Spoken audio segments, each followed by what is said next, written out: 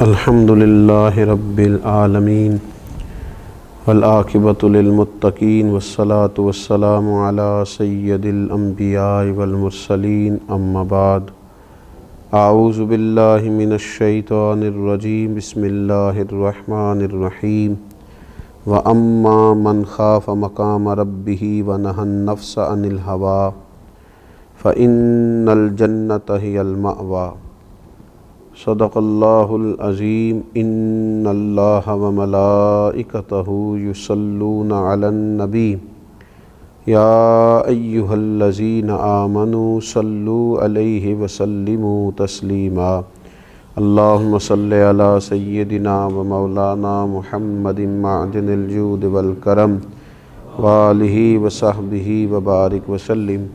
حمد و صلاۃ کے بعد اللہ تبارک و تعالیٰ نے انسان کو اس کی جائز خواہشات کو جائز طریقے سے پورا کرنے کی نہ صرف اجازت دی ہے بلکہ اس کی تعریف بھی فرمائی ہے اور ایسے کاموں پر اجر کا بھی اعلان فرمایا ہے۔ اگر کوئی شخص جائز کمائی کماتا ہے، جائز ذرائع رزق کمانے کے حاصل کرتا ہے تو اس کی تعریف کی گئی ہے۔ کوئی نکاح کرتا ہے تو اس کی اسلام نے نہ صرف یہ کہ تعریف کی بلکہ اس کی اللہ تبارک و تعالیٰ نے اس رشتے کو اپنی نشانیوں میں سے ایک نشانی قرار دیا۔ خواہشات کو جائز طریقے سے پورا کرنا اور جائز طریقے سے اپنی ضروریات کا حصول کرنا دین اس کی بہت زیادہ سپورٹ کرتا ہے اور ایسے لوگوں کی تعریف کرتا ہے اور ایسے لوگوں کی حمایت کرتا ہے۔ لیکن جائز ناجائز کی پرواہ کیے بغیر اپنے نفس کی ہر خواہش کو پورا کرنا یہ اتباع نفس کہلاتا ہے، یہ بندگی نفس کہلاتا ہے، اتباع خواہشات کہلاتا ہے۔ بہت سارے لوگ ایسے ہوتے ہیں کہ وہ اپنی لذات کے حصول کے لیے بغیر کوئی پرواہ کیے، بغیر کسی چیز کو جانچے، بغیر حلال و حرام کی تمیز کیے وہ دوڑے چلے جاتے ہیں اور اس قدر زیادہ اپنی خواہشات کی پیروی کرتے ہیں کہ یہ ان کا اتنا بڑا روحانی مسئلہ بن جاتا ہے کہ وہ ان کے دیگر تمام معاملات کو متاثر کرتا ہے۔ جب وہ اپنے نفس کی بیجا خواہشات کی تکمیل کرتے ہیں تو عبادت کی لذت ان سے رخصت ہو جاتی ہے، تلاوت قرآن مجید کا ذوق ان سے چلا جاتا ہے، اللہ تبارک و تعالیٰ کی راہ میں خرچ کر کے جو انہیں قلبی اطمینان حاصل ہونا ہوتا ہے وہ ان سے رخصت ہو جاتا ہے۔ دوسروں پر اثار کر کے جو انہوں نے اپنی روح کو تازگی دینا ہوتی تھی وہ سارا کچھ اپنے اوپر ہی وہ صرف کرتے ہیں۔ تو یہ خواہشات کے پیچھے لگ جانا، ایک خواہش کے بعد دوسری خواہش، دوسری کے بعد تیسری خواہش، کھانے کی خواہش، پینے کی خواہش، اچھے سے اچھا لباس پہننے کی خواہش، یہ خواہشات ہیں جو انسان کو لذات میں مبتلا کر دیتی۔ اور نبی اکرم صلی اللہ تعالیٰ علیہ وآلہ وسلم نے فرمایا اللہ تبارک و تعالیٰ نے دوزخ کو خواہشات سے ڈھانپ دیا اور جنت کو مشکلات سے ڈھانپ دیا۔ جو چیزیں ظاہری طور پر تھوڑی انسان کے لیے مشکل محسوس ہوتی ہیں وہی تو رستہ ہے جو اسے جنت میں لے جائے گا۔ میں کہہ چکا ہوں کہ جائز طریقے سے اپنی خواہش کو پورا کرنا یہ برا نہیں ہے، یہ مذموم نہیں ہے، اس کی مذمت نہیں کی گئی، لیکن جائز ناجائز کی پرواہ کیے بغیر اور ہر وقت کوئی نہ کوئی نئی سے نئی خواہش پیدا کرنا، ہمارے صوفیاء کرام فرماتے ہیں نفس ایک بچے کی طرح ہے، اگر تم اس کی ایک خواہش پوری کرو گے تو یہ دوسری کا مطالبہ کرے گا، دوسری پوری کرو گے تو تیسری کا مطالبہ کرے گا، یہاں تک کہ اس کی عادت بگڑ جائے گی، اس کا مزاج بگڑ جائے گا، یہ ایک ضدی بچے کی طرح ہو جائے گا، یہ تم سے روز ایک نئی چیز کا مطالبہ کرے گا۔ لہٰذا اپنے نفس کی خواہشات کو اس بات کا پابند کیا جائے کہ یہ چیز تیرے لیے جائز ہے اور یہ تیرے لیے ناجائز ہے، اور جائز چیزوں کو بھی استعمال کرنے کی حد بیان کی گئی۔ کھانا آپ کو کھانا ہے اور آپ کے لیے جائز ہے، لیکن آپ اتنا کھانا کھا لیں کہ وہ آپ کے لیے تکلیف کا باعث بنے، تو یہ نفس کی وہ خواہش ہے جو اگرچہ جائز طریقے سے پوری کی گئی لیکن وہ تکلیف کا باعث بنی۔ آپ کو سونا ہے، آرام کرنا ہے، لیکن آپ اس طرح سوئیں کہ آپ کی نماز کا وقت ہی اس میں سے گزر جائے، تو اتباع نفس کر لینا اور خواہشات نفس ہی کے پیچھے بھاگنا. اور بعض لوگ اس قدر زیادہ عادی ہو گئے، اتنے عادی ہو گئے، صبح کیا کھانا ہے، شام کیا کھانا ہے، کس ہوٹل میں جانا ہے، کیا پہننا ہے، نیا سے نیا ڈیزائن کیا ہے. اتنا بڑا روحانی مسئلہ بن گیا کہ اپنے آپ کو سوارتے سجارتے، آرائش نمائش، اتنی دور نکل گئے، حلال اور حرام کی تمیز چھوڑ دی. اللہ کریم نے قرآن مجید میں ایک مقام پہ فرمایا کچھ لوگ تو ایسے ہیں جنہوں نے اپنے نفس کی خواہش کو خدا بنا لیا، اسی کی پرستش کرتے رہتے ہیں، خواہشات نفس کے پیچھے ہی بھاگتے رہتے ہیں. ایک ایک کر کے اپنی خواہشات کو قابو کیا جائے، اور اگر تھوڑا سا محنت کی جائے، تھوڑی سی جد و جہد کی جائے، تھوڑی اپنے اوپر توجہ دی جائے، کچھ چیزوں کا خیال رکھا جائے،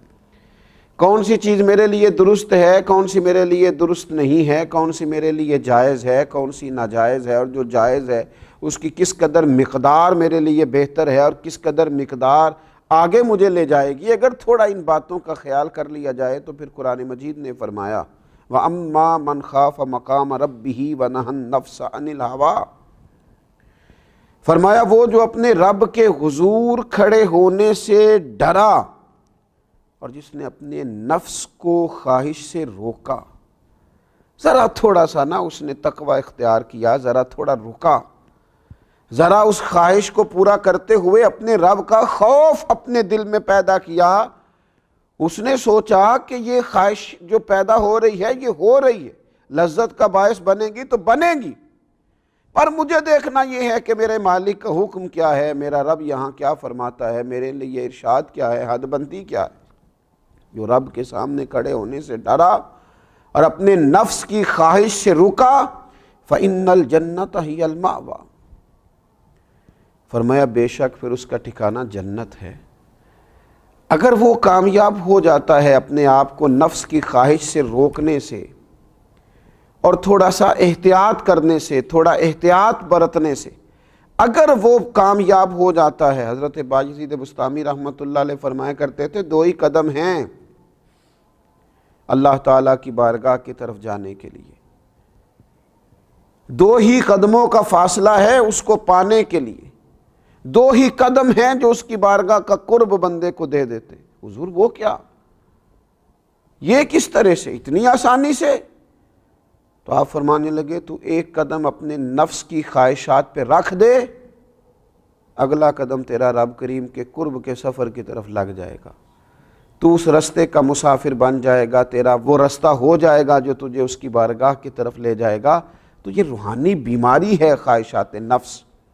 آج میں نے یہ کھانا ہے، آج مجھے یہ پینا ہے، آج مجھے فلاں سے ملنا ہے، آج مجھے فلاں جگہ جانا ہے، آج فلاں رنگ کے مجھے کپڑے چاہیے،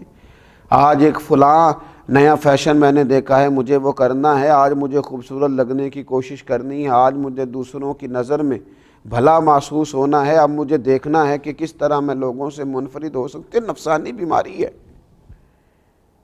تو کمزور کر دے گی مسلمان کو. مسلمان سادہ زندگی، سادہ غذا، سادہ طرز حیات، اپنے رب کے ساتھ تنہائی، اس کی بارگاہ میں دعائیں، سجدوں کی کثرت، تلاوت قرآن مجید، یہ رمضان المبارک بڑی تربیت کرتا ہے اپنے آپ کو خواہشات سے روکنے کی. یہ خاص موقع فراہم کرتا ہے کہ جب ہر چیز موجود ہے، کھانے پینے کی باورچی خانہ بھرا ہوا ہے، لیکن اس کے باوجود نہیں جا رہا، اپنے آپ کو خواہشات سے روکا ہوا ہے، تو اس کو پورے سال کے لیے اپنی طبیعت پر لاگو کرے اور خواہشات کو ایک ایک کر کے کم کیا جائے. پوری دنیا کے اندر جو غریبی بہت زیادہ ہے، آزمائش بہت زیادہ ہے، تنگ دستی بہت زیادہ ہے، حتیٰ کہ بنیادی ضروریات سے لوگ بیچارے محروم ہیں. آپ دیکھیے لوگوں کو کھانے کو روٹی نہیں ملتی، پہننے کو کپڑا نہیں ملتا، صحت جیسی اہم ضرورت سے جہاں لوگ پریشان ہوں، تو وہاں اگر امیر لوگ، صاحب حیثیت لوگ صرف اپنی خواہشات کم کرنی شروع کریں، صرف آرائش اور نمائش پر جب وہ خرچ کرتے ہیں، ان خواہشات کو تھوڑا سا وہ کم کریں، تو یقیناً اس سے یہ فائدہ ہوگا کہ وہ جو غرباء ہیں ان کی داد رسی کا، اشک شوئی کا، امداد کا ایک بڑا موقع ہاتھ آئے گا. میرے نبی اکرم صلی اللہ تعالیٰ علیہ وسلم نے فرمایا 3 چیزیں ہلاکت میں ڈال دینے والی، تباہی کر دیں گی، بربادی لائیں گی. 3 چیزیں ہلاکت میں ڈالنے والی ہیں. ایک تو حضور نے فرمایا ہرس اور طمع میں گم ہو جانا، ہر وقت مال دولت کی ہرس لالچ پوری طرح گم ہو جانا ہلاک کر دے گا بندے کو۔ اور دوسرا نبی پاک علیہ الصلوۃ والسلام نے فرمایا اپنے آپ پر فخر کرنا، خود ہی اپنی کو شان بنا لینا، اپنے آپ پر ہی ناز کرتے رہنا، اپنا آپ ہی دکھاتے رہنا، یہ تباہی ہے، بربادی ہے، ہلاکت کا سامان ہے۔ اور تیسرا نبی پاک علیہ السلام نے فرمایا نفسانی خواہشات کی پیروی کرنا، ہلاک کر دیں گے یہ تین چیزیں انسان کو۔ انسان غور کرے کہ وہ رب کی بندگی کتنی کرتا ہے اور خواہشات نفس کے پیچھے کتنا بھاگتا ہے۔ اللہ رمضان کی برکتوں کا صدقہ ہمیں اپنے نفس کی خواہشات کو قابو کرنے کی اور اللہ تبارک و تعالیٰ کی بارگاہ کی بندگی کی توفیق عطا فرمائے۔ وما علینا الا البلاغ۔